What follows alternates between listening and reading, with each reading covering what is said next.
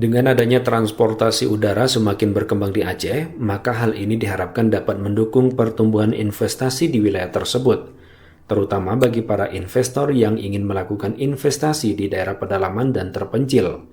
Kehadiran moda transportasi ini akan memudahkan aksesibilitas dan mempercepat proses investasi. Kepala Bandara Blangkejeren Iwan Mulia menyampaikan transportasi udara merupakan urat nadi perekonomian yang sangat penting. Dengan terwujudnya penerbangan perintis di wilayah tengah Aceh, maka hal ini akan memungkinkan para investor untuk lebih mudah mengakses wilayah tersebut dan melakukan investasi di sana.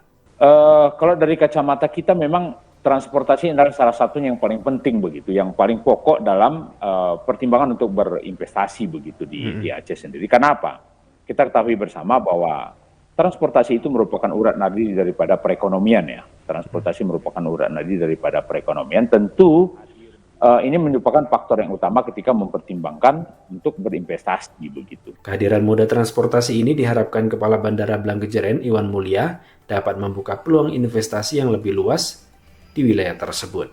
Satiran, RRI Takengon melaporkan.